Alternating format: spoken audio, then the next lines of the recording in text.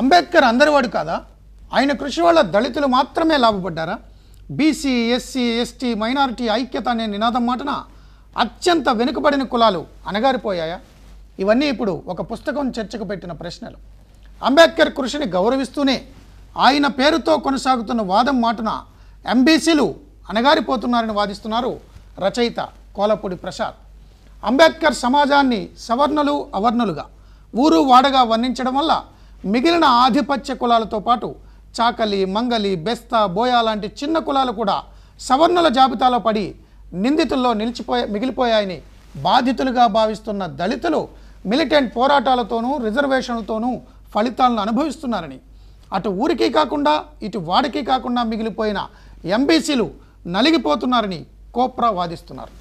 గొంతు లేని ఈ కులాల ఆవేదనను వ్యక్తీకరించేవారు కానీ వారి ప్రయోజనాలను పట్టించుకునేవారు కానీ లేకుండా పోయారని ఆయన చెప్పుకొస్తున్నారు.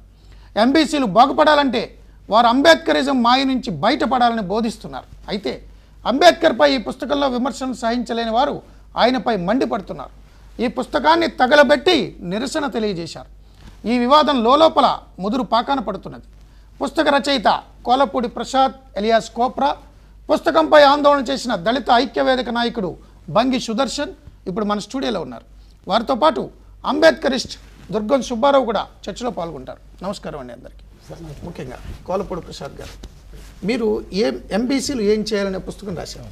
సో ఈ పుస్తకం రాయడంలో ఉన్నటువంటి మీ ఉద్దేశము, కృషి, మీరు ఏం చెప్పదలుచుకున్నారు ఈ పుస్తకం ద్వారా? అంటే అంబేద్కర్ దళిత, బహుజన, బడుగు, అణగారిన వర్గాల ఐక్య ఉద్యమం అనే వాదన నుంచి బయటపడకపోతే మనం దెబ్బతింటామని మీరు చెప్తున్నారు.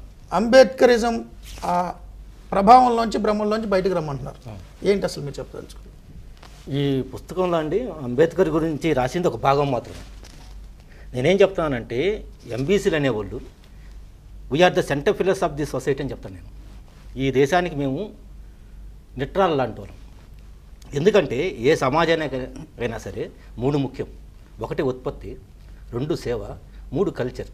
ఈ 3 చేసే కులాలు ఒక ఎంబీసీ కులాలు మాత్రమే. Most backward classes. దీనికి మోస్ట్ బ్యాక్వర్డ్ కారణం ఏందా అంటే వీళ్ళు అల్పసంఖ్యాకులుగా ఉంటాం. అల్పసంఖ్యాకత్వం ద్వారానే వీళ్ళు మోస్ట్ బ్యాక్వర్డ్స్ అయినారు. అంటే విడివిడిగా కులంలో అల్పసంఖ్యాకులుగా ఉన్నారు. అదే ఒక కులంగా తక్కువగా ఉన్నటువంటి ప్రజలు ఎంబీసీ అనే ఐడెంటిటీ కింద కనుక వస్తే this is the single largest unit in India.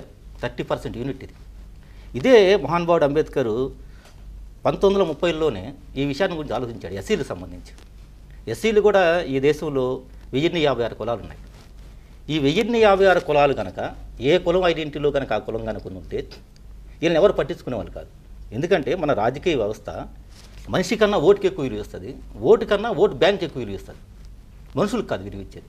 కాబట్టి అంబేద్కర్ గారు ఏం చేశారంటే మనోళ్ళందరూ కనుక ఏ కులం ఐడెంటిటీలు కనుక ఆ కులంలో కనుక ఉంటే వీళ్ళ గురించి ఎవరు పట్టించుకోరు. తొందరలో ఈ దేశానికి స్వతంత్రం రాబోతుంది. స్వతంత్రం వచ్చినప్పుడు ఓటుకే విలువ ఉంటుంది మనిషికైనా సరే. వీళ్ళని కనుక ఒక గుర్తింపు కనుక తీసుకొచ్చి కనుక ఒక ఓట్ బ్యాంక్గా కనుక తయారు చేస్తే అప్పుడు మన ప్రజల గురించి ఏ పార్టీ వచ్చినా సరే పట్టించుకోవడం జరుగుతుందని భావించి వీళ్ళందరినీ సామాజిక అంటరానితనం అనే దాన్ని బేస్గా తీసుకొని వీళ్ళందరినీ ఎస్సీ అనే ఐడెంటిటీకి తీసుకొచ్చాడు. 156 కులాలని ఒక్క గొడుగు కింద. దాంతో ఏమైందంటే స్వతంత్రం వచ్చే లోపల ఎస్సీ అనే ఐడెంటిటీ 15% ఓట్ బ్యాంక్గా స్థిరీకరించబడ్డది. ఈ 15% ఓట్ బ్యాంకే ఇవాళ ఎస్సీ ప్రజలకి ఏమి మేలు జరిగినా సరే ఈ 15% ఓట్ బ్యాంక్ అనేది చేస్తుంది. అట్లాగే మేము కూడా ఆలోచించింది ఏంటంటే నేను ఈ కులాల్లో కులంగా పుట్టాను. నాకు బతుకు ఎక్స్పీరియన్స్ ఉంది, సామాజిక ఎక్స్పీరియన్స్ ఉంది. ఈ రెండింటిని కలగలుపు చూసినప్పుడు నేను బై క్యాస్ట్ కుమ్మరి. నాలాంటి కులాలు ఈ రాష్ట్రంలోనే దాదాపు ఒక 120 కులాల దాకా ఉన్నాయి. అంటే జనరల్గా ఒక క్వశ్చన్ ఉంది మనకి, మీకు తెలిసిందే. మనిషి ఏం కోరుకుంటాడు? దాని సమాధానం ఏందా అంటే ఏ మనిషి అయినా సరే ఫస్ట్ తినటానికి తిండి, ఉండటానికి ఇల్లు, కట్టుకోవడం బట్ట కోరుకుంటారు. సమాధానం అది అందరూ తెలిసింది. కానీ నా బతుకు నాకు నేర్పించింది ఏంటంటే మనిషి తినటానికి తిండి, ఉండటానికి ఇల్లు, కట్టుకునే బట్ట కన్నా ముందుగా మనిషిగా ఒక గుర్తింపును కోరుకుంటాడు. గౌరవం తర్వాత గుర్తింపును కోరుకుంటాడు. మాకు ఆ గుర్తింపే లేదు. ఎంత దారుణమైన పరిస్థితి అంటే ఒక గ్రామంలో 2-3 కులాలు ఉంటాయి. మా కులాలు 2-3 ఇళ్ళు ఉంటాయి. దేనికి పట్టించుకున్నటువంటి రాజకీయ నాయకులు కూడా ఓట్లప్పుడు మనుషులను పట్టించుకుంటారు. కానీ ఓట్లప్పుడు కూడా మా దగ్గరకు వచ్చి ఓట్లాడరు. వాళ్ళదేముందిలా పోయి 4-5 ఓట్లే కదా, అవి వస్తే పోతాయి. ఇంత దారుణమైన పరిస్థితుల్లో ఉండేటువంటి పరిస్థితుల్లో సమాజంలో గుర్తింపు లేకుండా పోవటం కన్నా దుర్మార్గం ఇంకోట్లేదు, దారుణం ఇంకోట్లేదు, బాధాకరం ఇంకోట్లేదు. అదే మేము బతికాం. దీనికి పరిష్కారాల గురించి ఆలోచించేటప్పుడు మళ్ళీ అంబేద్కర్ గారు మాకు ఒక దారి చూపించాడు. వాస్తవం చెప్పాలంటే ఒక కులంగా తీసుకుంటే అందుకని నేను దీంట్లో ఒక నినాదం రాశాను. నా కులమే చాలంటే ఎలుకోరా నువ్వు, ఎంబీసీ నేనంటే ఏనుగు అవుతావు. This is fact. అందుకే నేనేం చెప్తున్నా అంటే మా వాళ్ళకి కులంలో 2 భాగాలు ఉన్నాయి. సగభాగం వచ్చి సాంసారిక కులం, సగభాగం సామాజిక కులం. సాంసారిక కులం అంటే మన పెళ్ళిళ్ళు, మన సావులు, మన దేవుళ్ళు, కర్మలు, ఏ వ్యవహారం అంట. దీంట్లో మీ కులాన్ని మీరు ఉండించుకోండి. కుమ్మరోడు, సాకలోడు, మంగళోడు, దొమ్మరోడు దీన్ని ఉండించుకో. బయటకు వచ్చినప్పుడు ఎంబీసీ అని చెప్పి నువ్వు ఎవరు అంటే ఎంబీసీ అను. ఈ ఎంబీసీ అనే పదము 30% ఓట్ బ్యాంక్ అవుతుంది. అప్పుడు మనకు అకౌంట్ మొదలవుతుంది. ఇప్పుడు మాకు అకౌంట్ లేదు, వీఆర్ అకౌంట్లెస్ పర్సన్స్. ఇది మీ పుస్తకంలో దీనికి కారణం అంబేద్కర్ కూడా తెలిసి ఈ రకంగా మన నిందితులు దాంట్లో చేర్చారన్నారు. ఇప్పుడు ఊరు వాడ మిమ్మల్ని ఊర్లో చేర్చారు. అవును. సో మీరు అటు ఊరికి కాకుండా పోయారు, వాడికి కాకుండా పోయారు. అంబేద్కర్ తెలిసి ఇలా జరిగింది అని తెలిసే కదా జరిగింది. ఆయన రాసిన దాన్ని బట్టి నేను గోడు చేశాను. ఎందుకంటే నేను ఎస్సీ దృష్టితో చూసాడు కానీ అదే నేను చెప్తున్నాను. ఎందుకంటే అంబేద్కర్ గారు ఏమంటారు, ఈ సమాజం నిచ్చెన మెట్ల కుల వ్యవస్థ అంటాడు. నిచ్చెన మెట్ల కుల వ్యవస్థ అంటే అర్థమైంది, అత్యంత పైన ఉండే కులం తప్పనించి మిగతా అన్ని కులాలు కూడా కుల అణచివేతని పాటిస్తాయి. అట్లాగే అత్యంత కింద ఉన్న కులం తప్పనించి మిగతా అన్ని కులాలు కూడా కుల అణచివేతకు గురవుతాయి. 2 జరుగుతాయి. ఇది చెప్పారా? వెంటనే ఏమన్నారంటే ఊరు వాడికి మధ్య గీత కొట్టేశాడు. Touchable untouchable. మేము టచబుల్ వచ్చేసాం. టచబుల్స్ నిందితులైనారు, అన్టచబుల్స్ బాధితులైనారు. అసలు అంబేద్కర్ ఏ ఫార్మాట్ అయితే వేసాడు ఇండియన్ క్యాస్ట్ సిస్టమ్ గురించి, ఆ ఫార్మాట్నే ఇప్పటివరకు ఇండియన్ స్టేట్ కానీ అట్లాగే ఇతర దేశాల్లో ఉన్నటువంటి సామాజికవాదులు కానీ ఇతర దేశాల్లో ఉన్నటువంటి స్టేట్స్ కానీ దీన్ని ఫాలో అవుతున్నాయి. దీన్ని ఫాలో అవుతంతో ఏం జరుగుతున్నదంటే మీకు తెలిసిందే, ఏది వచ్చినా సరే రిజర్వేషన్ వచ్చినా, గొర్రె వచ్చినా, బర్రె వచ్చినా, ఇంకోటి వచ్చినా ఎస్సీ నాన్ ఎస్సీ అంటున్నారు. మేము నాన్ ఎస్సీలో పడిపోయినాం. ఓకే. దాంతో ఇవాళ నేను దీంట్లో లెక్కలు కూడా ఇచ్చాను. అసలు ఒక కులం నుంచి 4th క్లాస్ ఎంప్లాయీస్ కూడా లేరండి ఈ రాష్ట్రంలో. కులం నుంచి 4th క్లాస్ ఎంప్లాయీ కూడా లేనటువంటి పరిస్థితి ఉందంటే అసలు మేము మనుషులేనా? అసెంబ్లీ మోహన్ చూడని కులాలు కూడా చాలా ఉన్నాయి. అదే కదా సమస్య. అదే చెప్తున్నాను. ఈ దేశంలో సోషియో అన్టచబిలిటీ ఉందని చెప్పి నువ్వు గుర్తిస్తున్నావు. నువ్వంటే స్టేట్ని అడుగుతున్నాను నేను. సోషియో అన్టచబిలిటీలో బతకడం అనేది ఒక ప్రత్యేక సమస్యగా నువ్వు గుర్తిస్తున్నావు. ఈ ప్రత్యేక సమస్యకి ప్రత్యేక పరిష్కార మార్గం గురించి నువ్వు ఆలోచిస్తున్నావు. స్టేట్ కానీ, సొసైటీ కానీ, సివిల్ సొసైటీ కానీ. నేను చెప్పేది ఏంటంటే ఈ దేశంలో సోషియో అన్టచబిలిటీ కాదు, పొలిటికల్ అన్టచబిలిటీ కూడా ఉంది. నిజానికి సోషియో అన్టచబిలిటీ కన్నా పొలిటికల్ అన్టచబిలిటీ చాలా నష్టదాయకమైంది. ఎందుకంటే ఒక మనిషి దేవాలయం, నేను దేవుని నమ్మినా నమ్మకపోయినా నాకు నడుస్తుంది, కానీ అసెంబ్లీ పాకుండా నడవదు. కాబట్టి ఏమంటారు ఇప్పుడు ప్రసాద్ గారు చెప్తున్న మాట ఏంటంటే, ఈయన ఈ పుస్తకాన్ని తగులుపెట్టారు కదా అంబేద్కర్ విగ్రహం, నేను తగులుపెట్టాము. ఈ పుస్తకం ఏంటంటే ఈ ముందు మాట రాసేది మాత్రము ముందు మాట జయప్రకాష్ గారు రాశారు. సో ఈ పుస్తకాన్ని చదివిన తర్వాత ఆయన ఒప్పుకున్న తర్వాతనే దీనికి ముందు మాట రాశారు. సో ఇదేంటంటే అంబేద్కర్ని విమర్శించడం అనేది, అంబేద్కర్ని దూషించడం అనేది ఇది చాలా దారుణమైనటువంటి విషయం. ఆయన ముందు మాటలో అంబేద్కర్ని పొగిడారు, ఎక్కడ విమర్శించలేదు. పొగడాడం అంటే ఏంటంటే ఈ మొత్తం పుస్తకాన్ని చదివిన తర్వాత ముందు మాట్లాడడం అంటే ఈ పుస్తకాన్ని ఆమోదించడం అని అర్థమవుతుంది.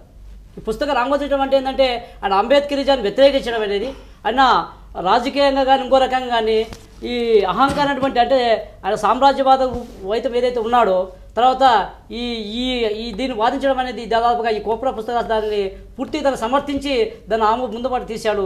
మేము దీన్ని తీవ్రంగా మేము వ్యతిరేకిస్తా ఉన్నాం. సో కోప్రా గారు అంబేద్కర్ విమర్శించాల్సిన అవసరం లేదు. మీకు నిజంగా ఎంబీసీలకు ఏదైనా కానీ నష్టం జరిగింటే అది మీరు ఒక చట్ట ప్రకారం మీరు కార్యక్రమం చేయొచ్చు, కానీ మీరు రిజర్వేషన్ కోసం పోరాటం చేయొచ్చు. కానీ అంబేద్కర్ ఏ రోజు కూడా ఈ ఎంబీసీని దూరం చేయడం లేదు, ఆ ఎంబీసీలకు వ్యతిరేకంగా మాట్లాడడం లేదు. కానీ దీన్ని మాత్రం ఈరోజు కోప్రా గారు ఒక ప్రణాళిక ప్రకారంగా అగ్రకుల స్వభావంతోనే ఇవాళ పుస్తకాన్ని అంబేద్కర్ వ్యతిరేకంగా ఈ పుస్తకం రాయడం జరిగింది. ఇది దళితులకు ఆత్మగౌరవం సంబంధించిన సమస్య. ఇది ఈ దేశ ప్రజలందరికీ కూడా ఇది అంబేద్కర్ అవమానం చేయడం అనేటువంటి సందర్భంగా మేము తీవ్రంగా దాన్ని వ్యతిరేకిస్తున్నాం. కానీ ఈ కోప్రా గారు ఈ పుస్తకం రాయడం అనేది ఇది ఒక ప్లాన్ ప్రకారం రాశాడు. అంబేద్కర్ ఏ ఎంబీసీలు కానీ బీసీలు కానీ ఎవరినే కూడా దూషించలేదు, ఎవరినే దాన్నే కూడా వ్యతిరేకించలేదు. రాజ్యాంగ ప్రకారంగా ఆవేళ అంబేద్కర్ ఒక భారత రాజ్యాంగాన్ని నిర్మాణం చేసేటువంటి మహోన్నత నాయకుడిని అవమానపరచడము, కించపరచడము, ద్వేషించడము ఇది చాలా దుర్మార్గమైనటువంటి ఆలోచన విధానాన్ని దాన్ని వెనక్కి తీసుకోవాలని కూడా నేను ఈ సందర్భంగా నేను చెప్తా ఉన్నాను. ఇక్కడ కృష్ణ గారు వ్యతిరేకించడమా విమర్శించడం కాదనేది కదా సమస్య ఇక్కడ. ఇప్పుడు మీరు మోస్ట్ బ్యాక్వర్డ్ క్లాసెస్ గురించి మీరు వాళ్ళకి అవకాశాలు కావాలని అంటున్నారు. అంటే అది అంబేద్కరిజాన్ని వ్యతిరేకించడం అంటున్నారు ఈ పుస్తకంలో. రంగి సుదర్శన్ గారు చెప్తున్నారు ఏంటంటే మీరు అంబేద్కరిజాన్ని వ్యతిరేకిస్తున్నారు, ఇది అగ్రకుల దురహంకారంతో మాట్లాడుతున్నారు. అంటే ఎంబీసీలకి సరైన అవకాశాలు రావాలి, గుర్తింపు రావాలనుకోవటం అంబేద్కర్ వ్యతిరేకిస్తామా? ఉండండి. ఇదే మాట మహనీయుడు అంబేద్కర్ కూడా చెప్పాడు. మాట ఏం చెప్పాడు? స్వతంత్ర సంగతి తర్వాత పోయి ముందర నా వాళ్ళు బతికిందని అన్నాడు. గాంధీతోనే ముట్టుకున్నాయి. అసలు వాస్తవానికి ప్రపంచ చరిత్రలో మీకు తెలియదు ఏముంది? గాంధీ గారిని అంబేద్కర్ గారు విమర్శించేంతకు ఇంకెవరిని విమర్శించాలా? ఇప్పుడు మనిషిని విమర్శిస్తామా దూషిస్తామనే సమస్య. ఇప్పుడు మేము ఈ దేశంలో 30 కోట్ల మంది ఉన్నాం ఎంబీసీలవి, ఈ రాష్ట్రంలో 3 కోట్ల మంది ఉన్నాం, జనాభా లెక్కలేవి. ఇంత జనము నడుచుకొని పోయే క్రమంలో ఈ బతుకుల వెలుగు కోసం పరితపించేటువంటి నేపథ్యంలో అనివార్యంగా వాళ్ళు మహనీయులైనప్పటికీ, వాళ్ళు కొన్ని కోట్ల మంది జనాలకి న్యాయం చేసినప్పటికీ, వాళ్ళు ఆ రోజు తీసుకున్నటువంటి నిర్ణయాల ద్వారా లేదా వెలుగుచ్చినటువంటి అభిప్రాయాల ద్వారా ఈ సమూహానికి నష్టం జరుగుతుండే క్రమంలో దాన్ని మేము తొలగించుకోకపోక తప్పదు. అది అంబేద్కర్ కావచ్చు, ఇంకొకరు కావచ్చు. మీ దాంట్లో కూడా ఉంది కదా, ఎవరినైనా వ్యతిరేకించాలి. అవును. అటాక్ ఇంకో మాట కూడా రాశాను నేను బుక్లో. మనిషి అనేవాడు తన పెళ్ళాం బిడ్డల కోసం, తన కోసం కాకుండా సాటి మనుషుల గురించి, ఒక్కడి గురించి ఆలోచించినా, ఒక్క క్షణం ఆలోచించినా వాడి కాళ్ళకి నేను దండం పెడతానని చెప్పాను. ఇంకా అంబేద్కర్కి నేను ఎందుకు దండం పెట్టను? అంబేద్కర్ దండం పెట్టాలనుకుంటేనే అంబేద్కర్ దాడి చేయడం ఇదేం పద్ధతి? నేను చాలా డెమోక్రటిక్ గా మాట్లాడాను. ఎందుకు మాట్లాడానంటే విమర్శ వేరు, దాడి వేరు. ఇంకొక అంశం, ఒక వ్యక్తి, ఒక మహనీయుడు జీవిత క్రమంలో 30 సంవత్సరాలు 40 సంవత్సరాలు సమాజం గురించి ఆలోచించిన క్రమంలో కొన్ని అంశాలు ఆయన తీసుకున్నట్టు, నేను ఇంతకుముందు చెప్పి ఆయన తీసుకున్నటువంటి చర్యలు కానీ, ఆలోచన విధానం కానీ కొన్ని విషయాలు కొందరికి నష్టదాయకంగా ఉండొచ్చు. అంత మాత్రాన ఆ వ్యక్తి యొక్క మొత్తాన్ని మనం తక్కువ చేసుకోలేంగా. మీ ఉద్యమానికి మళ్ళీ ఆయన స్ఫూర్తి అంటున్నారు. ఖచ్చితంగా ఎందుకు స్ఫూర్తి అవుతుందంటే మీరు అంబేద్కర్ ని సీరియస్ గా మీరు విమర్శించుకుంటా, సీరియస్ గా దాడి చేసి ఆయన ఈవేళ మాకు వ్యతిరేకంగా చేశాడు, ఆయన ఎంబీసీని దూరం చేశాడు, ఎంబీసీకి వ్యతిరేకంగా చేశాడని చెప్పి ఆయన మీరు స్ఫూర్తి ఎట్లా తీసుకుంటారు? అన్న ఒక మాట నేను చెప్తున్నాను. అంబేద్కర్ గురించి ఒక మాట అంబేద్కర్ ఏ రోజు కూడా ఏ క్షణము కూడా ఎప్పుడు కూడా జీవితం అంతా కూడా ఆయన నిస్వార్థంగా ప్రజల కోసం, దేశ ప్రజలందరి కోసం పనిచేసేటువంటి త్యాగ మహానుభావుడు ఆయన. ఆయన్ని మీరు ఈ రోజు ఈయన దాడి చేయడం అంటే, ఆయన విమర్శించడం అంటే విమర్శించవచ్చు ఏదో తప్పుంటే కానీ ప్లాన్ ప్రకారంగా వాళ్ళు ఏదో బ్రిటిష్ వాళ్ళకి అమ్ముడు పోయాడని, ఏజెంట్ పనిచేశాడని, తర్వాత మాటలు కాదు అవి. ఒక మాట చెప్తున్నాను, అంబేద్కర్ గురించి ఆలోచించాల్సిన అవసరం నీకుందో లేదో కానీ, ఎందుకంటే నువ్వు ఊహ తెలిసినప్పటికీ అంబేద్కర్ ఇచ్చినటువంటి ఫలాలు మీకు వచ్చేసినాయి. కాబట్టి మేము అనగాన కులాలుగా, ముఖ్యంగా మాదిలుగా, మాలలుగా మేము దాదాపు ఈ రాష్ట్రంలో 59 ఉప కులాలు, మా మాదిగలు, ఎస్సీ కులాలన్నీ కూడా ఊరికి చివరిగా ఉన్నాం. బతకడానికి మమ్మల్ని దగ్గర రానియరు, ముట్టుకొని కనీసం గ్లాసులు తాగడానికి, కనీసం టీ తాగడానికి పోతే ఆడ కొట్టంలో కూడా మాకు చిన్న గ్లాస్ అంటే ఏదో కప్పు పెట్టి మనం దూరం చూసేటువంటి అన్టచబుల్ పరిస్థితి ఇవాళ మా గ్రామాల్లో ఇప్పుడు కనిపిస్తూ ఉంది. కానీ ఈ రోజు కూడా మేము 50% రిజర్వేషన్ కోసము ఎన్నో త్యాగాలు చేసి, ఎన్నో కష్టాలు పడి మేము ఈరోజు భారతదేశంలో అంబేద్కర్ కానీ ఇంకా రాజ్యాంగంలో ఎన్నోటువంటి ఇవన్నీ రిజర్వేషన్ రావడానికి ఎన్నో అవకాశాలు ఉన్నాయి. బట్ మాకు ఎంతో అణచివేత, ఇప్పటికీ అణచివేత గురవుతా ఉన్నాము. మా కులాన్ని మేము ఇప్పటికి కూడా మమ్మల్ని మనసుగా చూడడం లేదు, గౌరవించడం లేదు. మమ్మల్ని మాదిరిగా, మాలలుగా, అనగాన కులాల్లో మేము వెనకబడ్డ వాళ్ళకి మనం ఇప్పటికి గుర్తిస్తూ ఉన్నారు. కాబట్టి దీన్ని దృష్టిలో పెట్టుకొని ఇవాళ మాకు వచ్చిన రిజర్వేషన్లు, ఫలాలను మీరు తీవ్రంగా వ్యతిరేకిస్తున్నారంటే వ్యతిరేకిస్తాం కాదబ్బా. ఇక్కడ ఫలాలను వ్యతిరేకిస్తాము, ఎదుగుదలని వ్యతిరేకిస్తాం కాదు. ఇక్కడ ఈ భారతదేశం మొత్తం మీద క్యాస్ట్ని డీల్ చేసినటువంటి వ్యక్తుల్లో నంబర్ 1 వ్యక్తి, అద్భుతంగా క్యాస్ట్ని డీల్ చేసిన వ్యక్తి అంబేద్కర్. కాబట్టి అంబేద్కర్కి అతీతంగా ఎంబీసీలు కావచ్చు, బీసీలు కావచ్చు, ఎస్సీలు కావచ్చు, ఎస్టీలు కావచ్చు, కుల వ్యవస్థలో పుట్టినటువంటి ఎవరైనా సరే అంబేద్కర్కి అతీతంగా క్యాస్ట్ని డీల్ చేయలేము. అందుకని అంబేద్కర్ మాకు ఆదర్శం అని ఈ పాయింట్ ఎందుకు అంటున్నా అంటే, నేను అంబేద్కర్ ఎస్సీ యాంగిల్ నుంచి కులాన్ని అద్భుతంగా డీల్ చేశాడు. కాబట్టి ఇవాళ సప్లాని కానీ మొదలు పెట్టి వాళ్ళు రావాలి. వారు ఇందాక చెప్పిన దాంట్లో సారాంశం ఏంటంటే, పుస్తకం చదివాం, వారు ఏమన్నారంటే మీరు బ్రిటిష్ వాళ్ళకి అంబేద్కర్ అమ్ముడుపోయారు అన్నారు, మీరు ఆ వాక్యాలు రాయలేదు. కానీ ఆయన అర్థం ఏంటంటే మీరు రాసిన కొన్ని పేజీల్లో ఈ కులాలని డీల్ చేయడం ద్వారా, సో 1056 కులాలని విడివిడిగా కులాలున్నా అన్నిటినీ ఎస్సీలుగా ఒక ఐడెంటిటీ కింద తీసుకురావడం ద్వారా, ఓటు బ్యాంక్ ద్వారా మార్చడం ద్వారా ఆయన చేసిన ఆ ప్రయత్నంలో హిందువులందరికీ ఏకైక ప్రజల ప్రతినిధిగా ఉన్న గాంధీకి ప్రత్యామ్నాయంగా ఎస్సీలకి ఏకైక లీడర్గా ఈయన ప్రొజెక్ట్ అవుతారని ఒకటి. 2, ముందు నుంచి కూడా హిందువులు కాదు, అస్పృశ్యులంతా హిందువులు కాదు అని పదే పదే ప్రొజెక్ట్ చేయడం ద్వారా పాలకులుగా ఉన్న బ్రిటిష్ వాళ్ళకి తమ క్రిస్టియన్ మతాన్ని వీళ్ల మీద చూపించచ్చని ఆశ కల్పించినట్టుగా కూడా ఉంది అని మీరు అందరూ రాశారు. ఒక మాట వివరణిస్తాను. ఈయన తీసుకున్నటువంటి చర్యలు, ఈయన తీసుకున్నటువంటి ఎత్తుగడలు, ఈయన వేసిన ఎత్తుగడలు అట్లా వాళ్ళు ఊహించుకున్నారు. తప్పేముంది? బ్రిటిష్ వాళ్ళు ఇప్పుడు ఒక పాట హిందువులు కాదని చెప్తున్నారు కానీ ఆయన చివరి వరకు అంతే కదా. తర్వాత బ్రిటిష్ వాళ్ళు ఎప్పుడో వెళ్ళిపోయిన 10 ఏళ్లకు కానీ బుద్ధిస్ట్ గా మారలేదని మీరు వాస్తవమే కదా. నేను రాసింది వాస్తవే కదా, చరిత్ర కదా. నేను చెప్పేది ఏంటంటే ఒక మాట వివరణిస్తాను ప్లీజ్, వివరణిస్తాను. ఎందుకంటే చాలా పెద్ద విషయం. ఎందుకంటే దీంట్లో అంబేద్కర్ విషయం వచ్చింది, గాంధీ గారి విషయం వచ్చింది, బ్రిటిషర్స్ విషయం వచ్చింది. జనరల్ గా స్టేట్ ఎట్లుంటుందంటే 3 లేయర్స్ ఉంటాయి పాలిటిక్స్ లో. ఒక మాట ఒక మాట విను, తర్వాత నువ్వు చెప్తావు. 3 లేయర్స్ ఉంటాయి. ఫస్ట్ లేయర్ వచ్చి ఇలా ఉంటుంది, ఇది 3 లేయర్స్ ఉంటాయి. ఫస్ట్ లేయర్ స్టేట్ ఎవరు అప్పుడు? బ్రిటిషర్స్. సెకండ్ లేయర్ ఎవరు? గాంధీ నేతృత్వంలో జరుగుతున్నటువంటి భారత స్వతంత్ర సంగ్రామం. థర్డ్ లేయర్ అంబేద్కర్ అనుకున్నాం. అంబేద్కర్ ఈ కులం హక్కుల గురించి పోరాటం. జనరల్గా ఫస్ట్ లేయర్లో ఉన్నవాడికి సెకండ్ లేయర్ నుంచి ఇబ్బంది ఉంటుంది, అంతే కదా. వీడే వాడిని కొడతాడు. కాబట్టి ఫస్ట్ లేయర్లో ఉన్నవాడు ఏం చేస్తాడు? థర్డ్ లేయర్లో ఉన్నవాడిని సెకండ్ లేయర్ ఉన్నవాడి మీదకి ఎగదొస్తాడు. ఇది పాలిటిక్స్. యాక్చువల్ భారతదేశంలో ఈ కులాన్ని లేకపోతే అంటరాంతనాన్ని నిర్వచించిన వాళ్ళు సోషియలాజికల్గా అంబేద్కర్ గారు కావచ్చు, కానీ ఎక్కువగా యాక్చువల్గా ఇవి సెన్సస్ దగ్గర నుంచి స్టార్ట్ అయినాయి. 1891 ఎప్పుడైతే మొట్టమొదటి జనాభా గణన ఉందో అక్కడి నుంచి స్టార్ట్ అయింది. మీకు థర్స్టన్ కానీ లేకపోతే సెన్సస్ కమిషనర్స్గా ఉన్నవాళ్ళు అన్టచబిలిటీని నిర్వచనం చేశారు. ఎవరైతే హిందూ దేవుళ్ళకు మొక్కరో, ఎవరిళ్ళకైతే బ్రాహ్మణులు వెళ్ళి పూజలు చేయరు, వీళ్ళని అంటరాని వాళ్ళని, అట్లాగే ట్రైబల్స్ అంటే ఏమిటి నిర్వచనం అనేది అక్కడి నుంచి వచ్చిన నిర్వచనం. సో ఇక్కడ వచ్చింది కాబట్టి, ప్రస్తావన వచ్చింది కాబట్టి రియల్ ప్రస్తావన బ్రిటిష్ వాళ్ళు ఉన్నారు, గాంధీ గారు ఉన్నారు, అంబేద్కర్ గారు ఉన్నారు. ఈ ముగ్గురులో ఎవరు ఎక్కువ ఎంబీసీలకు సేవ చేశారన్నది కొంచెం కోపరం అనలైజ్ చేస్తే బాగుండేది. అప్పుడు ఈ అపార్థం వచ్చేది కాదు. సేవ ఎవరు చేయలేదు, సేవ చేస్తే కదా అనలైజ్ చేయడానికి. అసలు ఇప్పటి 100 సంవత్సరాల క్రితం విషయం సుబ్బారావు గారు మాట్లాడారండి. ఇప్పటికే మాకు గుర్తింపు లేదు. నీకు సేవ చేసేది ఏముంది? అసలు అంబేద్కర్ బీసీల కోణంలోనే చూడలేదండి. అసలు ఆయన జీవితం అసలు ఆయన కూడా ఎప్పుడు చెప్పలేదండి. కోరుకున్నంత మాత్రం నేరం అంటలేదు. నేను చూడలేదని చెప్పినప్పుడే కదా చూసేది ఎట్లా మేము ఆలోచిస్తాం.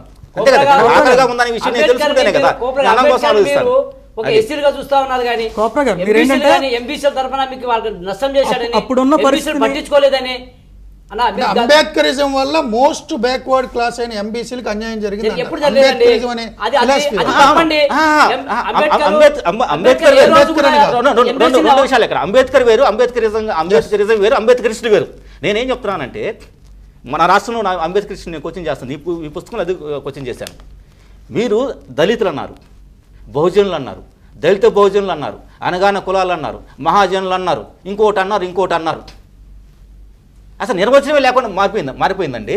ఈ అన్ని పేర్ల కింద ఈ కన్ఫ్యూజన్లో ఎంబీసీలు అనేటువంటి పెద్ద సమూహము ఉనికి లేకుండా పోయింది. దళితులు అంటే ఎవరై అంటారు, ఆయన వచ్చి ఎస్సీ ఎస్టీ బీసీ మైనార్టీలు అంటారు, ఇంకో ఆయన వచ్చి ఎస్సీలు అంటాడు, ఇంకో ఆయన వచ్చి ఎస్సీ ఎస్టీ బీసీలు మైనార్టీలు కదా అంటాడు, మహాజనులు అంటే ఎవరు అంటాడు. ఉనికిలో లేకపోవటానికి బీసీ అనేవాళ్ళు, ఎంబీసీ అనేవాళ్ళు ఉనికిలో లేకపోవటానికి మీరు స్వాతంత్రోద్యమ చరిత్ర చదివారు. గాంధీ గారు నేను మొత్తం హిందువులకి నాయకుడిని అని డిక్లేర్ చేశారు. సో అక్కడ అంబేద్కర్ గారికి ఆప్షన్ లేదు. మొత్తం హిందువులుగానే కాదలే,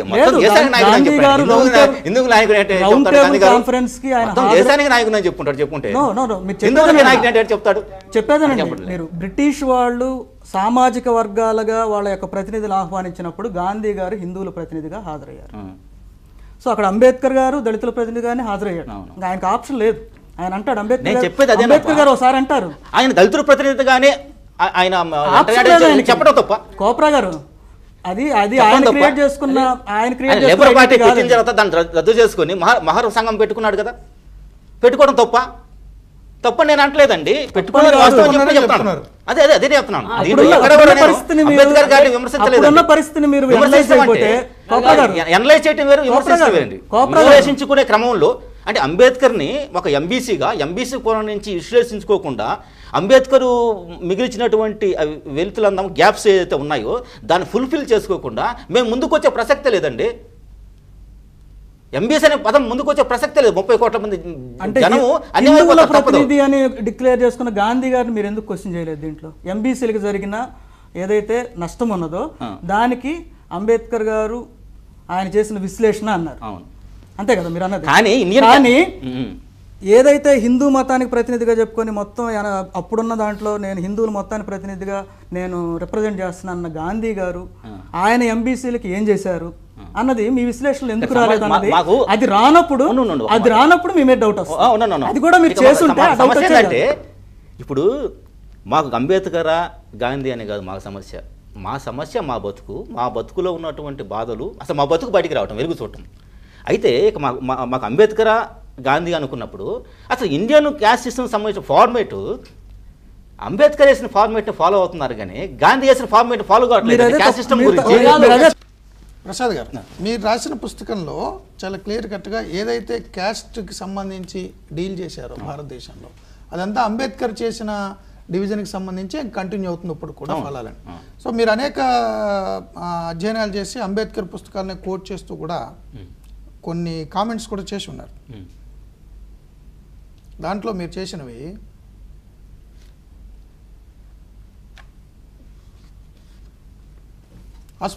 స్పృశ్యులపై ఆధారపడిన పేద ప్రజలు సాంఘికంగా స్పృశ్యులు పాలక జాతి కాగా అస్పృశ్యులు పాలిత జాతిగా వారసత్వ బానిసలుగా ఉంటారు. సంపుట 5 పేజీ 27.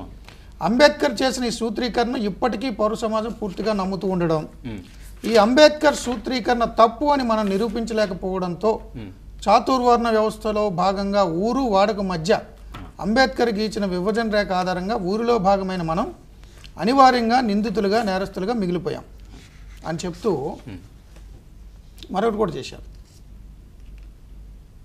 అంబేద్కర్ వాదనను ఖండిస్తూ మన మైనారిటీ కులాన్ని రాజకీయ అంటరాంతనాన్ని ముందుకు తెచ్చి మన సొంత మోస్ట్ బ్యాక్వర్డ్ క్లాసెస్ ఐడెంటిటీ సృష్టించుకోలేకపోయాం అని చెప్తూనే మీరు ఇంకా కొన్ని అంటే ఇవన్నీ అంబేద్కర్ వల్ల జరిగిందని అని చెప్తూ మీరు కొన్ని కామెంట్స్ కూడా చేస్తున్నారు అంబేద్కర్కి సంబంధించి. అంటే అగ్రవర్ణాలకి సంబంధించి మనకి రాజకీయ అధికారం, పూర్తిగా రాజకీయ అధికారం, బీసీలకు శాస్త్రీయమైన ఒక ప్రత్యేక గుర్తింపు ఇస్తే మొత్తం జనాభాలో 52% ఉన్న జనం ఆ గుర్తింపు కింద సమీకరించబడతారు. ఆ గుర్తింపు నుంచి తమ ఆధిపత్యాన్ని సవాల్ చేయగల ప్రత్యామ్నాయ నాయకత్వం పుట్టుకొస్తుంది. అదే జరిగితే ఇక తమ అగ్రకుల నాయకత్వానికి శాశ్వతంగా సమాధి కట్టబడుతుంది. అందుకే బీసీలకు ఒక నిర్దిష్టమైన నిర్వచనం లేకుండా చేయడం ద్వారా ఈ ప్రమాదం నుంచి బయటపడేందుకు అగ్రకుల పాలక వర్గం పన్నాగం పన్నింది. ఈ పన్నాగం అంతా తెలిసి అంబేద్కర్ కూడా మౌనం వహించడం జరిగింది అని కూడా రాసింది.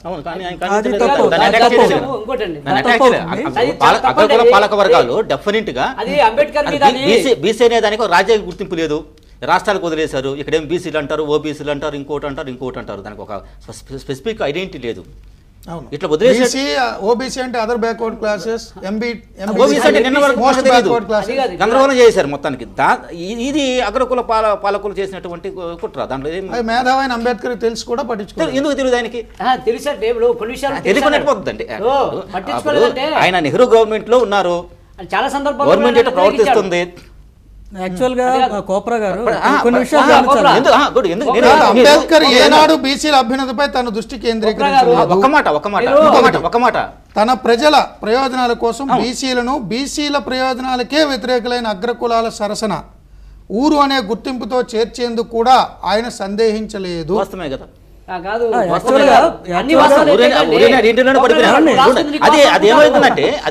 అది రాజకీయాలకు వర్తించింది, అది ఆర్థికానికి వర్తించింది, అది ఉద్యోగాలకు వర్తించింది. అన్నిటికీ వర్తించింది అది. గోప్రా గారు రాసిన పుస్తకాన్ని గోప్రా గారు మంచిది అనుకుంటాడు, తనకు అనుకూలంగా రాసుకుని దాన్ని ఒప్పుకుంటాడు. కానీ అది అవాస్తవము, అది నిజం కాదు, అది తప్పు. ఇది ఏ రోజు కూడా అంబేద్కర్ ఇది ఎంబీసీలకు వ్యతిరేకం కాదనే విషయాన్ని స్పష్టంగా చెప్పాడు. ఆయన అందరి వాడిగా చూశాడు. భారతదేశంలో ప్రతి భారతీయులందరూ కూడా అన్ని కులాలకు సామాజికంగా అన్ని దఫాలుగా అన్ని ఏ జనాభా నిష్పత్తి ప్రకారం ఎవరికి రావాల్సిన చట్టం ప్రకారం వాళ్ళకి రావాల్సినటువంటి ఏవైతే ఉన్నాయో అన్నీ కూడా వాళ్ళు రావాలనేటువంటి చట్ట ప్రకారం ఆయన తీసుకొచ్చాడు, రిజర్వేషన్ తీసుకొచ్చాడు. కానీ ఏ రోజు కూడా అంబేద్కర్ ఆయన గౌరవిస్తున్నారు. తన ప్రజల కోసం ఆయన ఎంత చేయాలో అంత చేశారు. ప్రజల కోసం అండి. కానీ మేము దెబ్బతిన్నాము, మేము కూడా అలా చేయాలంటే దాని కారణం ఏంటంటే ఇంత ముందే చెప్పినట్టు అంబేద్కర్ని ఫాలో కాకుండా ఈ భారతదేశంలో కుల వ్యవస్థని ఎవరు డీల్ చేయలేదు మొదటే ఒప్పుకున్నాను నేను. ఇప్పుడు అంబేద్కర్ గారు ఈ పని చేయలేదు అని మనం అంగీకరించినప్పుడే కదా ఆ పని మనం చేయాల్సిన అవసరం ఉందని చెప్పి మనం తెలుసుకుంటాం. ఇప్పుడు నేను వ్యక్తిగా మాట్లాడలేదండి. దళిత మహాసభ నేత, అదేవిధంగా ఆంధ్రప్రదేశ్లో దళిత ఉద్యమ నిర్మాత డాక్టర్ కత్తి పద్మారావు టెలిఫోన్ లైన్ ఉన్నారు. పద్మారావు నమస్కారం. నమస్తే, బాగున్నారా? బాగున్నాం సార్. పద్మారావు, ముఖ్యంగా కోలపూడి ప్రసాద్ గారు ఒక పుస్తకం తీసుకొచ్చారు, ఎంబీసీలు ఏం చేయాలి అని. ఆ పుస్తకానికి సంబంధించి అంబేద్కర్ దళితుల ప్రయోజనాల కోసం, ఎస్సీల కోసం ఆయన చాలా తీవ్రంగా కృషి చేశారు. తన జాతి ప్రజలందరినీ కూడా ఒక్క తాటి మీద తీసుకొచ్చారు. మంచి రిజర్వేషన్ ఫలితాలు వచ్చాయి. కానీ ఈ ప్రక్రియలో భాగంగా మోస్ట్ బ్యాక్వర్డ్ క్లాసెస్కి అన్యాయం జరిగింది, వాటిని ఫుల్ఫిల్ చేసుకోవాలంటూ ఆయన కొన్ని కామెంట్స్ కూడా చేస్తున్నారు. సో దాని మీద వివాదం రేగుతుంది, మీరేమంటారు? కొప్రా మన సోదరుడే. కొప్రా బాగున్నావా? బాగున్నారన్నా మీరు? బాగున్నా. అదే ఏం లేదు, ఇక్కడ మెయిన్ పాయింట్ ఏంటంటే తమ్ముడు చెప్పను, ఆయన స్పృశ్య సమాజం అస్పృశ్య సమాజం అనే రెండు సమాజాలను సృష్టించారు. అవునన్నా. ఈ అస్పృశ్యత భావం అది దళితులది కాదు, బీసీలది కాదు, ఎవరిది కాదు, ఒక బ్రాహ్మణ జీవితంలో ఉన్నది. అది బ్రాహ్మణులు చనిపోయినప్పుడు అస్పృశ్యంగా ఇంట్లో వాళ్ళని చూస్తారు, పుట్టినప్పుడు చూస్తారు, ఋతుస్రావం అయినప్పుడు చూస్తారు. అటువంటి భావజాలం భారతదేశంలో జరించిన ఎవరికీ లేదు. అటువంటి అస్పృశ్యత భావజాలాన్ని గాని మనం తొలగిస్తే హ్యూమన్ సొసైటీ, మానవ సమాజం ఒక మానవతాభ్యుదయంలోకి, మానవులందరూ మానవులు సమానవులే అనే ఒక మహోన్నతమైన సమాజం రూపొందుతుందని ఆయన అస్పృశ్యులు ఎవరిలో ప్రతిపాదించారు. అది ఆయన మెయిన్ థియరీ. ఆయన మెయిన్ థియరీ ఏంటంటే భారతదేశంలో ఉన్నటువంటి అబార్జినల్స్ అందరూ, అబార్జినల్స్ అంటే మనందరం శూద్రులు, అతి శూద్రులు, వీళ్ళందరూ ఈ దేశంలో నదీ నాగరికత నిర్మించిన వాళ్ళు, వృత్తికారులు, తట్లల్లే వాళ్ళు, గుట్లల్లే వాళ్ళు, అందరూ ఈ దేశంలో ఉన్నటువంటి వాళ్ళందరూ ఇతర దేశాల్లో నుంచి వలస వచ్చిన సాంస్కృతిక దాడుల వల్ల, ఆయుధ దాడుల వల్ల మనం బానిసలమయ్యాం. అయితే మనందరం ఏకం కావాలి అంటే ఈ అస్పృశ్యత అనే గీత చెడిపోతే మనందరం ఒక ఫోర్స్ఫుల్ 85% ఫోర్స్ఫుల్ శక్తిగా మారుతాం. ఎవరైతే మనల్ని పరిపాలిస్తున్నారో, ఆధిపత్యం వహిస్తున్నారో, ఆ ఆధిపత్యం వహిస్తున్నటువంటి వాళ్ళని మనం జయించగలుగుతాం. అలా అందుకనే ఆయన సెకండ్ డాక్యుమెంట్, ప్రధానమైన డాక్యుమెంట్ కుల నిర్మూలన అనే దానిలో ఆయన డీల్ చేసింది ఏంటంటే, కులం అనేది ఒకనాడు పుట్టింది, ఒకనాడు పోతుంది. కులం అనేటటువంటిది అది ఒక పురుష సూక్తంలో నుంచి బ్రాహ్మణవాస్య ముఖమాసిత్ బాహురాజన్య కృత ఊరుదస్య శూద్రోజాయత బ్రహ్మం గురించి బ్రాహ్మణులు పుట్టిరి, చేతుల నుంచి స్త్రీలు పుట్టిరి, ఊరువుల నుంచి వయసులు పుట్టిరి, పాదముల నుంచి పుట్టిరి అనేది అభూత కల్పన. మనుషుల నుంచి మనుషులు పుడతారు. ఈ మనుషుల నుంచి మనుషులు పుట్టిన వాళ్ళకి స్పృశ్య అస్పృశ్య భావాలు కల్పించింది ఒక్క భారతదేశంలోనే. ఇంకా మిగిలిన చోట ఎక్కడైనా బానిసలు ఉంటారు, ఓడిపోయిన వాళ్ళని బానిసలను చేస్తారు. కానీ తమ్ముడు స్పృశ్య అస్పృశ్య భావం వల్ల ఏమైపోయాం? అంటే పద్మారావు కోప్రా రాసిన దానికి సంబంధించి ఆయన సారాంశం ఏంటంటే, అంబేద్కర్ ఏ స్థాయిలో 1056 కులాలు ఉన్న వాళ్ళందరినీ కూడా అస్పృశ్యులు, ఎస్సీ అంటూ ఒక గొడుక్కుని తీసుకొచ్చి వాళ్ళకి ప్రయోజనాలు చేకూర్చారో, ఆ ప్రక్రియలో భాగంగా ఊరు వాడ నినాదంలో మమ్మల్ని ఊరి కింద పెట్టారు, స్పృశ్యులు అస్పృశ్యుల కింద పెట్టారు. కాదు సార్, వారు అనేది ఏంటంటే దానివల్ల అసెంబ్లీ మొహం కాదు కదా, 4వ తరగతి ఉద్యోగులుగా కూడా చేరని కులాలు చాలా ఉన్నాయి మా దగ్గర, ఏం చేయాలంటున్నారు. అదే వారన్నదాన్నే నేను డీల్ చేస్తున్నా. మూర్తి గారు, ఇక్కడ ఏంటంటే మన కొప్రా గారు కానీ మనందరం కానీ సోషియాలజిస్టులు అందరూ అర్థం చేసుకోవాల్సింది. తమ్ముడు పుస్తకం రాయొచ్చు, ఆయన తప్పని నా లుంబిని వనం కూడా వచ్చి ఒక రోజు మొత్తం నాకు విన్నవించాడు. ఈవెన్ బీసీల్లో కూడా గౌడ, యాదవ,